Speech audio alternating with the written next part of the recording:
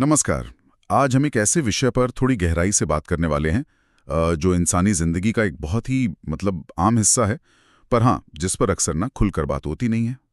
विषय है हस्तमैथुन। हाँ, तो हमारे पास ना the art and science of self pleasure से जुड़े कुछ दिलचस्प दस्तावेज हैं, और हमारा इरादा है इस विषय की तह तक जाना कि भाई ये है क्या, शरीर और मन पर इसका क्या असर पड़ता है, और कौन सी बातें सिर्फ अफवाह हैं, कौन सी सच हैं, इसके क्या फायदे हैं, क्या कुछ नुकसान भी हो सकते हैं, और हाँ, एक बड़ा सवाल, कितनी बार करना ठीक है और इसे स्वस्थ तरीके से कैसे किया जा सकता है। चलिए एक दिलचस्प आंकड़े से शुरू करते हैं। कुछ स्टडीज ये बताती हैं कि लगभग 80 से 95% पुरुष और करीब 50 से 80% महिलाएं अपनी जिंदगी में कभी न कभी हस्तमैथुन करते हैं। हाँ, ये आंकड़े वाकई दिखाते हैं कि ये कितना सामान्य है। जाहिर है। तो फिर इसे सामान्य अनुभव को थोड़ा और समझने की कोशिश करते हैं। तो सबसे पहला और बुनियादी सवाल, आखिर हस्तमैथुन है क्या? अगर सीधे शब्दों में कहें हाँ, तो ये अपने जननांगों को यौन सुख पाने के लिए उत्तेजित करने का एक तरीका है, और इसका नतीजा अक्सर ऑर्गेज्म यानी चरम सुख होता है। बिल्कुल। और जैसा आपने कहा, आंकड़े साफ हैं, ये पुरुषों और महिला दोनों में ही बेहद आम है।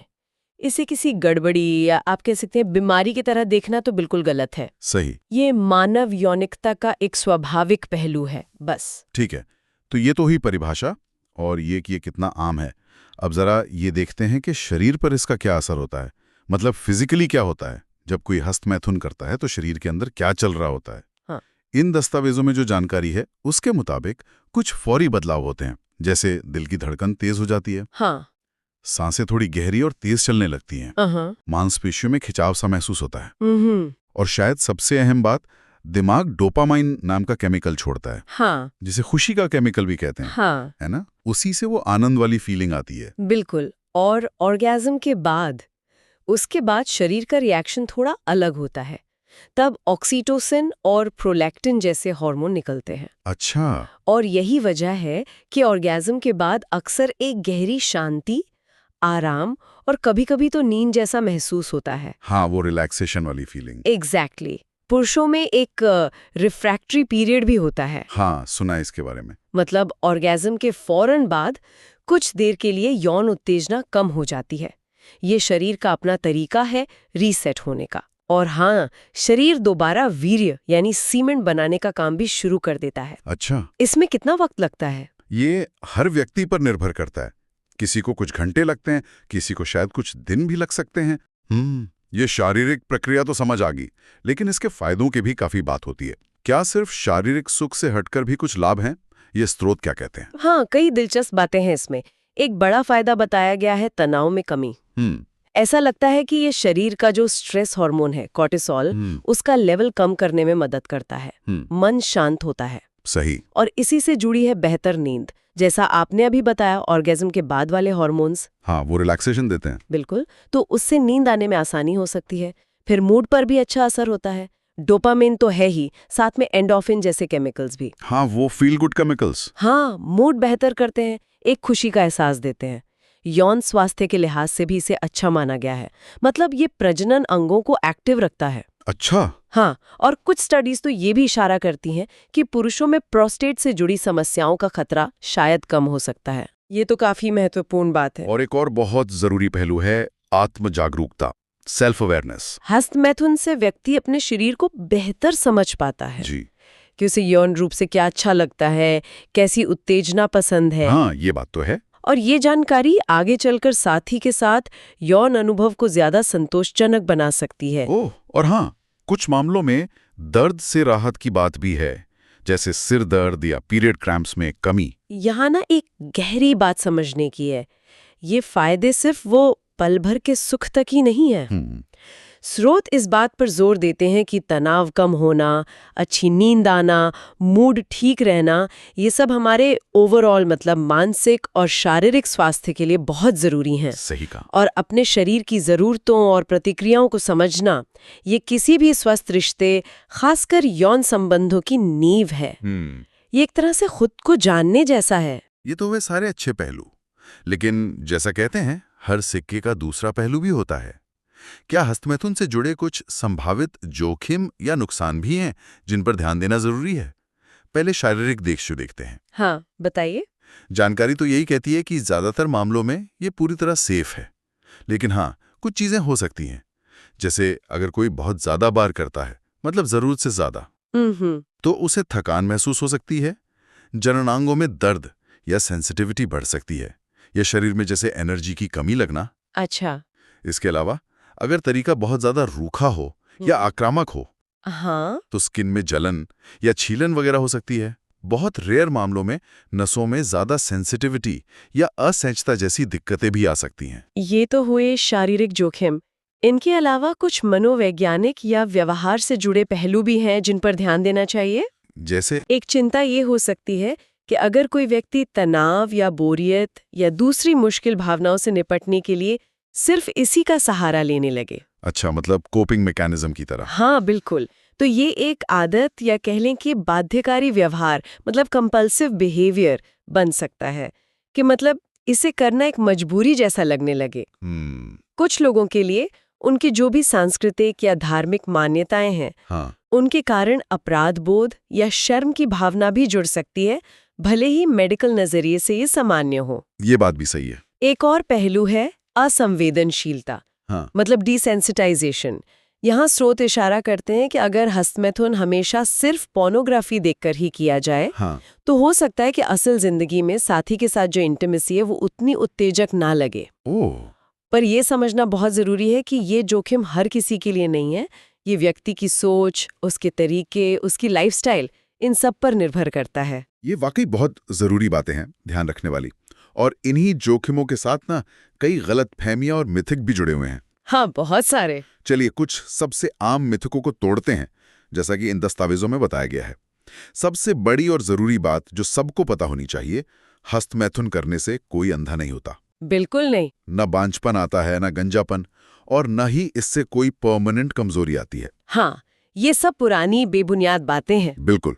इसी तरह ये सोचना कि इससे लिंग का आकार छोटा हो जाता है या टेस्टोस्टेरोन हार्मोन हमेशा के लिए कम हो जाता है, नहीं, ऐसा कुछ नहीं होता। ये भी गलत है।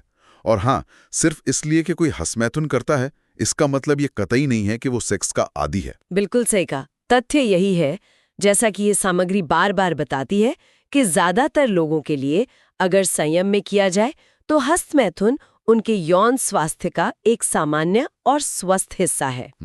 इन मिथकों का पर्दाफाश करना बहुत जरूरी है, ताकि लोग इससे लेकर बेवजह का डर या शर्म महसूस न करें और इसे लेकर एक ज्यादा पॉजिटिव और खुली सोच अपना सकें। तो फिर ये सवाल आता है कि कितनी बार करना सामान्य है? क्या कोई मैजिक नंबर है?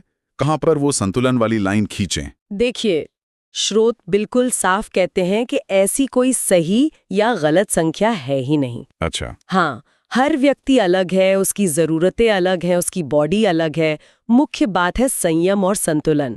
अगर ये आपकी रोज़मर्रा की ज़िंदगी, आपकी एनर्जी, आपके काम या पढ़ाई, आपके रिश्तों पर बुरा असर नहीं डाल रहा है, तो ठीक है। हाँ, तो फिर चिंता की कोई बात नहीं है। हाँ, एक औसत का जिक्र जरूर मिलता है, जैसे 20-30 साल के पुरुषों में शायद हफ्ते में 2 से 4 बार। हाँ, पर वो सिर्फ एक औसत है। बिल्कुल। कुछ लोग इससे कहीं ज्यादा करते हैं, कुछ बहुत कम या शायद बिल्कुल नहीं। ये पूरी तरह से पर्सनल मामला है। संख्या से ज्यादा महत्वपूर्ण ये है कि इसका आपकी जिंदगी पर असर कैसा पड़ रहा है। मतलब सेल्फ रिफ्लेक्शन जरूरी है। बिल्कुल, आत्मनिरीक्षण। स्रोत कुछ संकेतों की ओर इशारा करते हैं जिनसे पता चल सकता है कि शायद संतुलन बिगड़ रहा है। जैसे अगर हर बार हस्तमैथुन के बाद बहुत ज्यादा थकान या अपराध बोध मतलब गिल्ट महसूस हो, या अगर आप इसके लिए अपनी जरूरी जिम्मेदारियां, दोस्तों से मिलना जुलना, कसरत या पढ़ाई काम को लगातार टाल रहे हैं। अच्छा। एक और संकेत हो सकता है अगर उत्तेजित होने के लिए हर बार पोर्नोग्राफी की जरूरत महसूस होने लगे। यहाँ सवाल ये नहीं कि कितनी बार, बल्कि ये कि किस कीमत पर। आपने टेस्टोस्टेरोन का जिक्र किया था कि स्थायी कमी नहीं आती। क्या हस्तमैथुन और टेस्टोस्टेरोन के बीच कोई और भी कनेक्शन है जिसके बारे में जानना चाहिए? इन दस्तावेजों के मुताबिक यौन उत्तेजना के दौरान और ऑर्गेज्म के बाद टेस्टोस्टेरोन का लेवल थोड़ी देर के लिए, मतलब टेम्परेरीली, थोड़ा बढ़ सकता है। अच्छा, बढ़ता है? हाँ, थोड़ा सा, लेकिन एक बहुत जल्दी वापस अपने नॉर्मल यानी बेसलाइन लेवल पर आ जाता है। तो मतलब ना तो कोई बड़ा उछाल है जो टिका रहे और ना ही कोई स्थायी गिरावट। इसी से जुड़ा एक दिलचस्प पहलू है परहेज का, हम्म। जिसे कुछ लोग नो फैप मूवमेंट के संदर्भ में जानते हैं। हाँ, सुना है इसके बारे में। स्रोत बताते हैं कि कुछ पुरुष जो हस्तमैथुन से परहेज करते हैं, वो दावा करते हैं कि इससे उन्हें ज्यादा एनर्जी, मोटिवेशन और कॉन्फिडेंस महसूस होता है। अच्छा। हालांकि इस पर जो वैज्ञानिक शोध है वो अभी मिला जुला है, कोई पक्का निष्कर्ष नहीं है। मतलब पक्के तौर पर नहीं कह सकते। हाँ, ये कहना मुश्किल है कि ये जो महसूस किए गए फायदे हैं वो वाकई हार्मोनल बदलावों से हैं या फिर मनोवैज्ञानिक कारणों से ज्यादा जुड़े हैं, जैसे कि आत्मनियंत्रण का एहसास, या शायद प्लेसिबो इफेक्ट भी हो सकता है। प्लेसिबो इफेक्ट मतलब सिर्फ विश्वास करने से फायदा महसूस होना? हाँ बिल्कुल। फिलहाल विज्ञान ये नहीं मानता कि हस्तमैथुन से टेस्टोस्टेरोन पर कोई बुरा लॉन्ग टर्म असर पड़ता है। समझ गया। तो अगर कोई व्यक्ति हस्तमैथुन करता है और इसे स्वस्थ तरीके से करना चाहता है, तो किन बातों का ध्यान रखना चाहिए?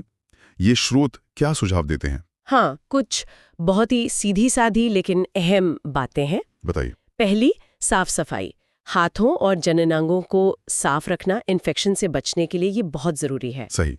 दूसरी, जरूरत पड़ने पर स्नेहक यानी लुब्रिकेंट का इस्तेमाल करना। अच्छा।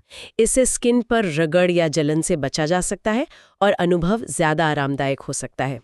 और तीसरी बात थोड़ी गहरी है, पॉर्न पर निर्भरता कम करना। ओ, ये जरूरी है। हाँ, स्रोत सुझाव देते हैं कि हमेशा पॉर्न पर निर्भर रहने के बजाय अपनी कल्पना का इस्तेमाल करना या सचेत उत्तेजना मतलब माइंडफुल अराउजल पर ध्यान देना ये ज्यादा स्वस्थ हो सकता है। Mindful arousal. हाँ, मतलब उस पल में पूरी तरह मौजूद रहकर अपने शरीर की संवेदनाओं पर ध्यान देना। और आखिर में मानसिकता, इसे किसी शर्मनाक राज की तरह छिपाने की बजाय इसे अपने यौन स्वास्थ्य का एक सामान्य और प्राकृतिक हिस्सा मानना। ये सभी बहुत अच्छे और प्रैक्टिकल सुझाव हैं, लेकिन ये जानना भी उतना ही जरूरी है कि कब मामला चिंता का विषय बन सकता है, कब ये संकेत हो सकता है कि शायद प्रोफेशनल मदद की जरूरत है। हाँ, ये जानना भी बेहद जरूरी है। स्रोत कुछ स्पष्ट स्थितियों का जिक्र करते हैं। चिंता तब करनी चाहिए जब व्यक्ति को लगे कि उसे इसकी लत लग गई है। लत मतलब वो इसे दिन में कई बार करने की बहुत तेज इच्छा महसूस करता है और चाहकर भी खुद को रोक नहीं पाता।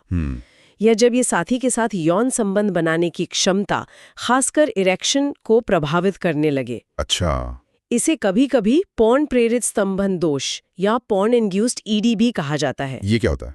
मतलब व्यक्ति पॉर्न देखकर तो उत्तेजित हो जाता है, पर वास्तविक साथी के साथ उसे मुश्किल होती है।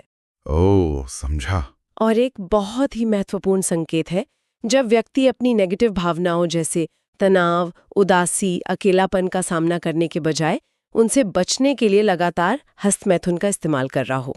मतलब एस्केपिज्म के तौर पे? हाँ बिल्कुल।